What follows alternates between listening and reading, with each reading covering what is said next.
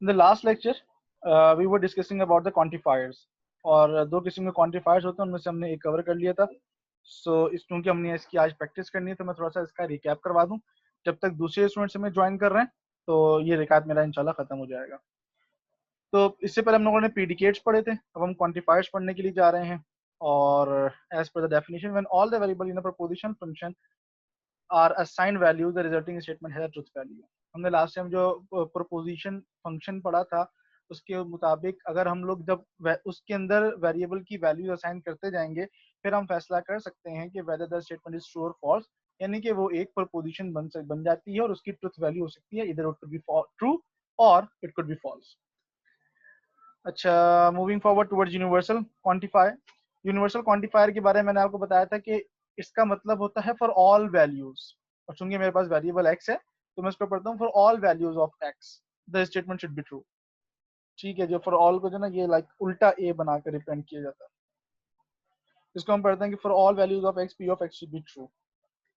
और इसमें जो ये एक वर्ड इस्तेमाल किया जा रहा है यूनिवर्स ऑफ डिस्कोर्स, इसका मैंने बताया था कि इसको हम लोग डोमेन भी कहते हैं, यानी कि सेट ऑफ वैल्यूज. अब इसके हमने कुछ एग्जांपल्स कही थी, क्योंकि यही एग्जांपल्स मैं आपको एग्जिस्टेंशियल क्वांटिफायर में भी करवाऊंगा. सो इट इज नेसेसरी कि आपको ये समझ में आना चाहिए यहाँ पे ये ट्रू और फॉल्स कैसे हो रहा है. So as per the given statement, let P of X be the statement X plus one is greater than X. तो अभी स्टेटमेंट दे दी गई है X plus one is greater than X. तो बुनियादी बात यह है कि मैं तो पहले ये फतवा जारी कर दूंगा कि भाई this is not a preposition. अच्छा, ये प्रोपोजिशन क्यों नहीं है? उसकी वजह ये कि I don't have the value of x, मुझे एक्स की वैल्यू नहीं पता है.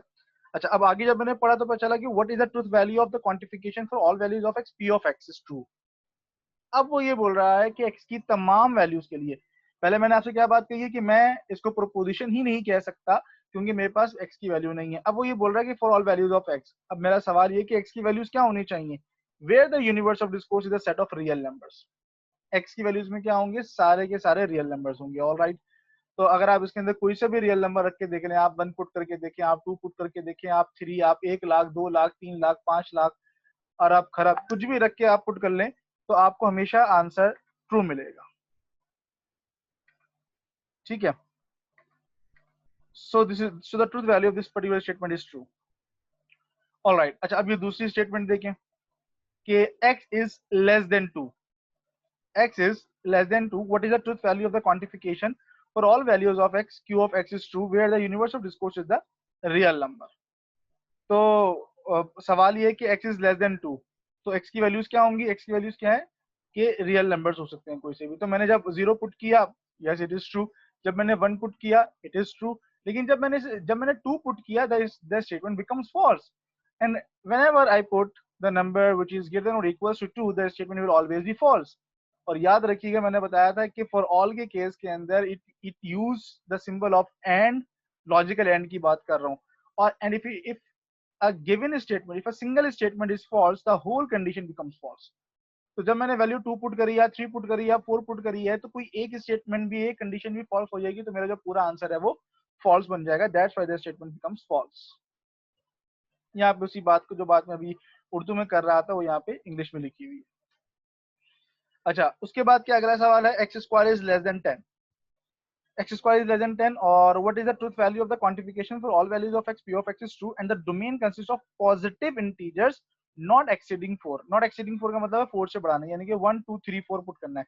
मैंने 1 पुट किया, 1 is less than 10, statement is true. जब मैंने 2 पुट किया, 2 का square becomes 4, 4 is less than 10, the condition becomes true.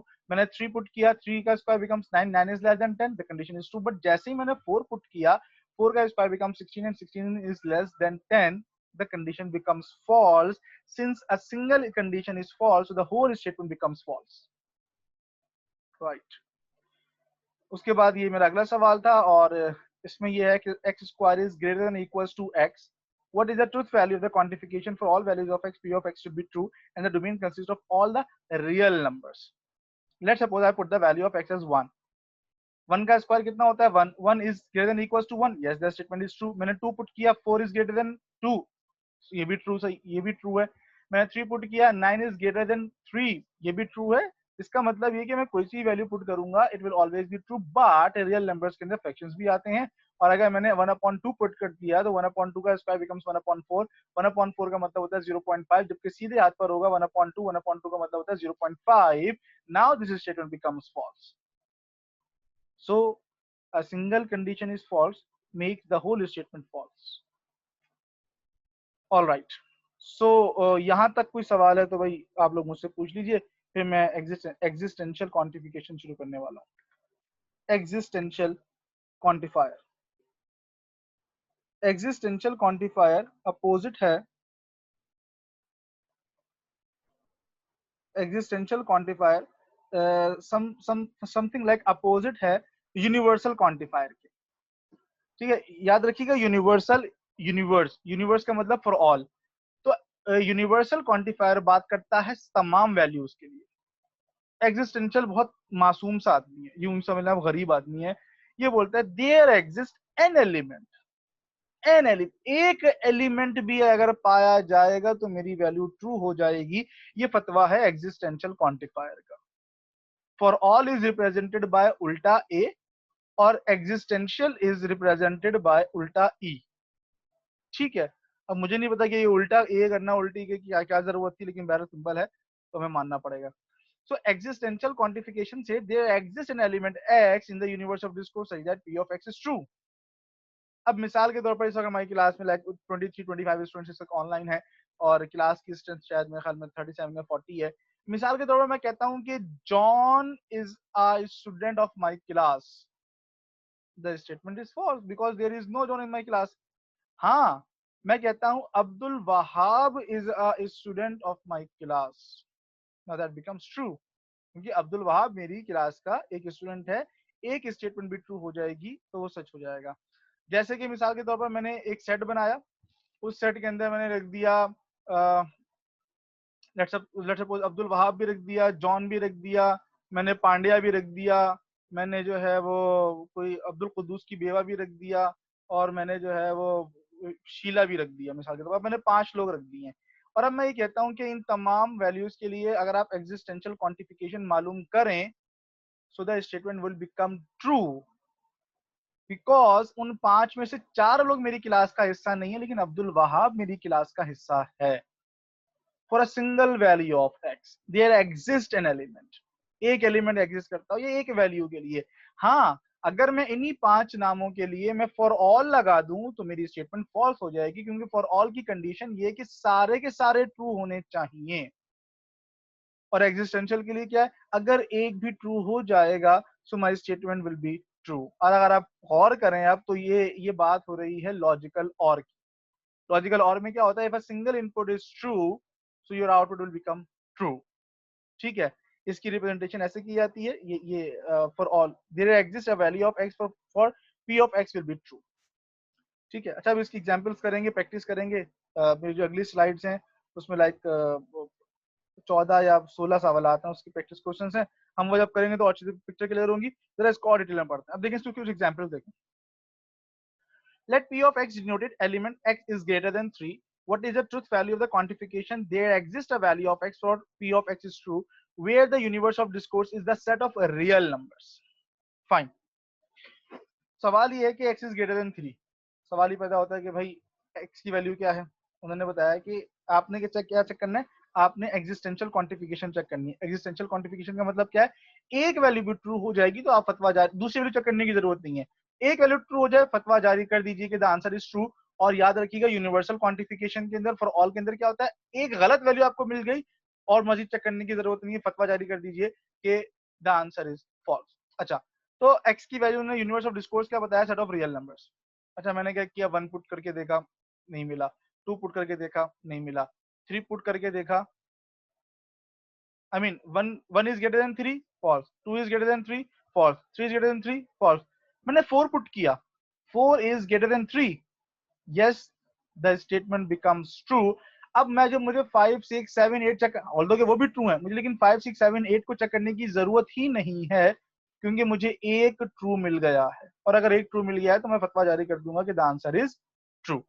ये कमाल है एग्जिस्टेंशियल क्वांटिफिकेशन का। अगला सवाल देखें। Let P of x denoted statement x is equals to x plus 1, where the truth, what is the truth value of the quantification there exists an element x for P of x is true, where the universe of discourse is a set of real numbers. अच्छा, अब set of real numbers की बात हो रही है. x की value मैंने put करी 1, लेफ्ट हैंड साइड पे 1 है, is equals to 1 plus 1 becomes 2, 2, तो 1 is equals to 2. Is it true or false? That is false. मैं x की जगह पे 2 पुट करके देखता हूँ, लेफ्ट हैंड साइड पे 2 आएगा, राइट हैंड साइड पे 3 आएगा, ये भी false. मैं लेफ्ट हैंड साइड पे 3 पुट करके देखता हूँ, तो लेफ्ट हैंड साइड पे 3 आ जाएगा, राइट हैंड साइड पे 4 आ जाएगा, अगेन दैट बिकम्स फॉल्स. आप दुनिया की कोई भी वैल्यू रख लें, आपको कोई एक वैल्यू ऐसी नहीं मिलेगी जिसपे ये स्टेटमेंट ट्रू हो जाए. आई रिपीट कि आप दुनिया की जितनी भी आपको काउंटिंग आती है, आप उसकी कोई भी वैल्यू रखकर देख लीजिए, आपको ये कभी भी ट्रू नहीं मिलेगा. It will always be false. तो यहाँ पे एक वैल्यू भी ऐसी नहीं है जो इस स्टेटमेंट को ट्रू बना सके. That's why this statement is false. ठीक है जी. अब देखें, जो बात मैं पहले इंग्लिश में कर रहा था कि वहां पे यहाँ पे एंड लगा हुआ था यूनिवर्सल क्वांटिफिकेशन के अंदर, और यहाँ पर एग्जिस्टेंशियल क्वांटिफिकेशन के अंदर बीच में डिसजंक्शन लगा हुआ है, यानी कि और लगा हुआ है. लॉजिकल और की बात कर रहा हूँ कि if a single value is true, your resultant will be true, otherwise your answer will be false. Okay, ये एग्जांपल और देखें. ये सारी वो एग्जांपल है जो पीछे हम लोग कवर करके आ चुके हैं. Let p of x denoted statement x square is greater than 10. What is the truth value of the quantification for there exists a value of x for p of x is true, where the universe of discourse is positive integers not exceeding 4. 4 से बड़ा number नहीं होना चाहिए, यानी कि 4 तक जाएंगे, यानी कि जो मेरा सेट बन गया, जो डोमेन बन गया, वो क्या बन गया, 1 2 3 4. अच्छा, अब मैंने 1 पुट किया, 1 square is greater than 10, false. 2 square is greater than 4, false. 3 square is greater than 4, 3 square is greater than 10, false. But जब मैंने 4 वैल्यू पुट करी है, 4 का square become 16 and 16 is greater then 10, now this statement becomes true. तो इसका answer बन जाएगा true. Although के जो शुरू के 3 आंसर थे वो फॉल्स थे, लेकिन चूंकि मेरा एक आंसर ट्रू आ गया है, तो मैं फतवा जारी कर दूंगा कि yes this statement is true. हालांकि अगर आपको याद हो, जब मैंने यही सवाल यूनिवर्सल क्वांटिफिकेशन के लिए किया था, तो मैंने कहा था ये फॉल्स है, और यहाँ पे ये एग्जिस्टेंशियल क्वांटिफिकेशन के अंदर ट्रू हो गया है. ठीक है जी. यहाँ पे रुककर जो आप लोगों के सवालात हैं, आप लोग सवालात पूछ लीजिए, उसके बाद फिर हम लोग निगेशन की तरफ जाएंगे. अब जो हम निगेशन की तरफ जा रहे हैं, इसको जरा समझिएगा, और ये एक बहुत क्रूशियल सब टॉपिक है इस टॉपिक का. अभी तक हमने क्या है, दोनों की हाँ बात कर ली कि भाई एग्जिस्टेंशियल के अंदर क्या पॉसिबिलिटीज हैं और यूनिवर्सल के अंदर क्या पॉसिबिलिटीज हैं. अब हम इसकी निगेशन की बात करें, थोड़ा सा सोचिएगा, इंग्लिश पे तवज्जो दीजिएगा. हम एक जुमला लिखा, every student in your class has taken a course in calculus. Every student की बात हो रही है, मैंने फॉर ऑल लगा दिया. For all values of x P of x is true, यानी कि इस क्लास के तमाम स्टूडेंट्स ने कैलकुलस का कोर्स ऑप्ट किया हुआ है. ठीक है. अब अगर मुझे इसकी निगेशन करनी हो, मुझे इस बात की नफी करनी हो, तो क्या पॉसिबिलिटीज है? We have 2 possibilities. या तो मैं ये कह दूं, it is not the case, it is not the case that every student in your class has taken a course in calculus. इसका मतलब उर्दू में क्या हुआ, ऐसा नहीं है कि तुम्हारी क्लास में मौजूद तमाम स्टूडेंट्स ने कैलकुलस का कोर्स ऑप्ट किया है. क्योंकि देखिए, फॉर ऑल का मतलब है एवरी, और अगर एवरी में से एक बच्चा भी कम हो गया तो ये स्टेटमेंट फॉल्स हो जाएगी, निगेशन हो जाएगी इसकी. ठीक है. तो मेरी क्लास में 40 स्टूडेंट्स थे, अगर 40 के 40 ने कैलकुलस ऑप्ट कर ली है, तब तो ये स्टेटमेंट सही है. लेकिन अगर 40 में से 39 स्टूडेंट्स ने कैलकुलस ऑप्ट किया है, तब मैं ये फतवा जारी नहीं कर सकता. तो मैं बोलूंगा, it is not the case that every student in your class has taken a course in calculus. ठीक है, ये मैंने दिखाया आपको एक जाविया. दूसरा जाविया क्या हो सकता है, मैं बोल दूं, there exist a student, there exist a student in your class who has not taken a course in calculus. आपकी क्लास में एक ऐसा बच्चा है जिसने कैलकुलस का कोर्स नहीं लिया.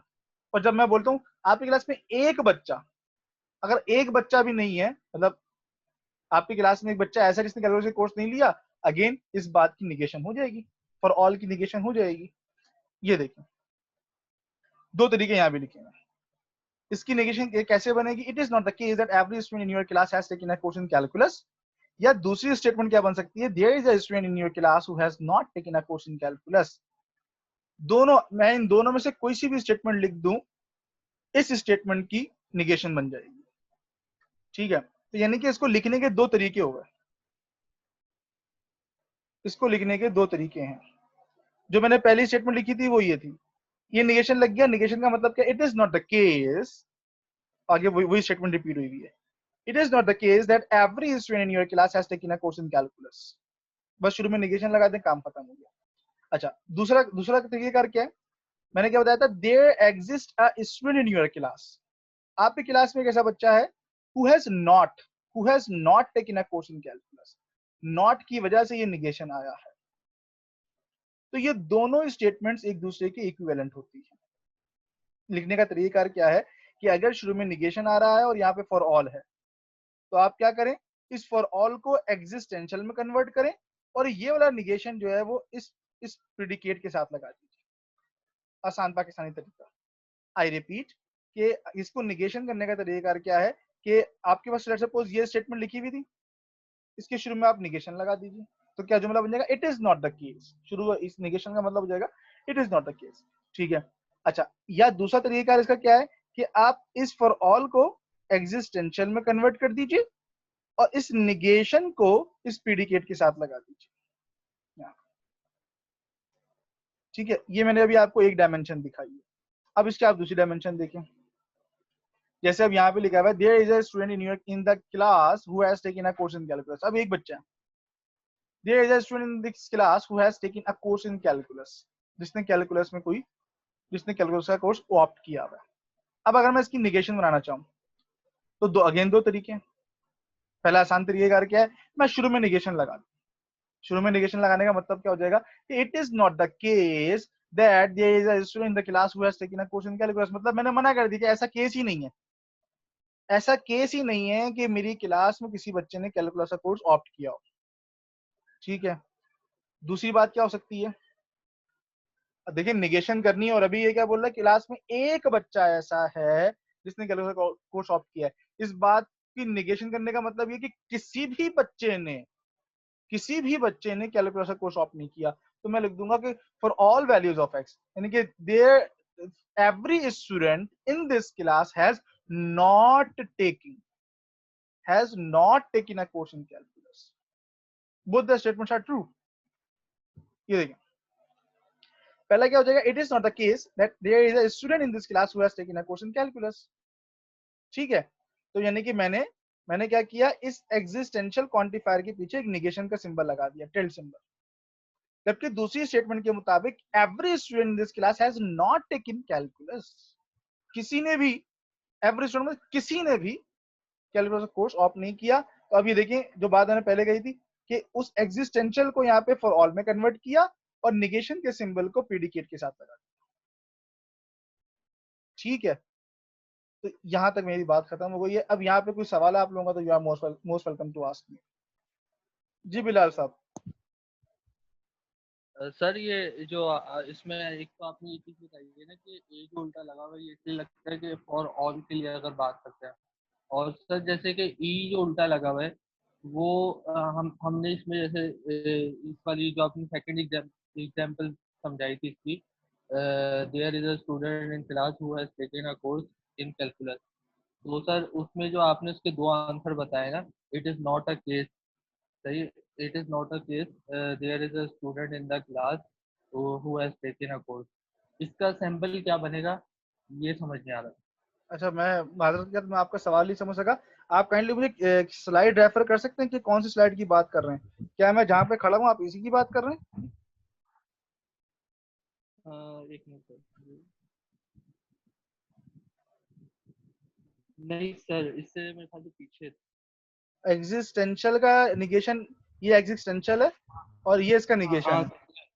सर ये भी पीछे वाली सर अच्छा, आप ये मेरा अभी लाइन पे रहिएगा, लाइन पे रहिएगा। हजरत स्टेटमेंट लिखी हुई है कि there is a student in the class who has taken a course in calculus. तो देयर इज अ स्टूडेंट की बात हो रही है, तो इसका मतलब ये एग्जिस्टेंशियल हो गया या ये यूनिवर्सल हो गया? वो एग्जिस्टेंस हो गया। एग्जिस्टेंशियल हो गया, तो इसका मतलब ये कि आपका ईमान इस बात पर है कि ये जो स्टेटमेंट लिखी हुई है सामने ये बिल्कुल सही है। हाँ सर इसका ठीक है, सैंपल भी। चलो ठीक है। अच्छा बिलाल, अब एक काम करते हैं कि इसको हम इस बात को झूठा साबित करते हैं, ठीक है? हाँ। तो अब बताओ कैसे करें, स्टेटमेंट क्या बनेगी?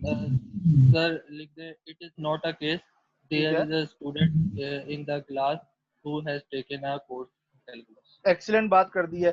अब तुमने शुरू में लगाया it is not the case, तो इसको हम लोग सिंबॉलिकली किससे रिप्रेजेंट करते हैं? सर उल्टे ई से ही, ये नहीं, ए से। उल्टे उल्टे सर आप उसको इससे, मतलब उसकी स्टेटमेंट ये बन जाएगी ना। और सर अगर हम एक मिनट एक मिनट, फिर मैं आपसे बात अभी कंप्लीट करने वाला हूँ, रुक जाए। तो आपका कहने का मकसद ये है कि ऐसा बन जाएगा कुछ, जो अभी हाँ आपने सर, स्टेटमेंट मुझे पढ़ी थी कि इट इज मुझे नॉट द यही लग केस। रहा है सर। एग्री हैं इस बात के ऊपर आप? हाँ सर। ठीक है। अच्छा, दूसरी पॉसिबिलिटी क्या है? दूसरी पॉसिबिलिटी सर ये है कि every student in the class has not taken a calculus, सारे स्टूडेंट ने ही नहीं लिया, जो फिर उसके लिए ए उल्टा ए वाला वो तो समझ में आ गया। वो ये आगे वाला, हाँ समझ ये में। तो वाला हाँ, ए जो लगा है वो तो एवरी के लिए लगता है, ऑल के लिए सर। बिल्कुल ठीक है। तो मैं आपकी बात समझ गया। मेरे ख्याल में आप कंफ्यूज इसलिए हो रहे थे कि मैं अगर इसको यहाँ पर ऐसा करके लिख दूं तो शायद बात ज्यादा बेहतर समझ में आ जाएगी। ये दोनों बराबर है। ठीक है, ठीक है आप सर। आपको जवाब मिल दोनों गया हजरत? दोनों दोनों आंसर ही सही है सर। बिल्कुल, सर मैं दोनों ये सही। पूछना चाह रहा था कि जैसे it is not a case में हम ई लगाएंगे शुरू में या ए लगाएंगे? नहीं, ई ये तो लगाएंगे ना सर? इस सवाल के मुताबिक शुरू में ई लगाएंगे, ई क्योंकि लगाएंगे, हाँ हाँ, मतलब जो भी एग्जांपल हो, अगर हम उसमें वो वाला ये स्टेटमेंट बना रहे हैं जिसमें it is not a case शुरू में लगा रहे हैं, तो हाँ। उसमें ई पहले लग जाएगा सर। नहीं नहीं नहीं, ऐसा नहीं है, स्टेटमेंट को देख के लगता है। अभी देखिए इस स्टेटमेंट में क्या लिखा हुआ है, there is a student in the class, और जब एक स्टूडेंट के बारे में बात हो रही है तो एग्जिस्टेंशियल लगेगा, और अगर वो एवरी स्टूडेंट के बारे में बात होगी तो बी लगेगा। ओके सर, सही। ठीक है, ओके, थैंक चलिए। यू।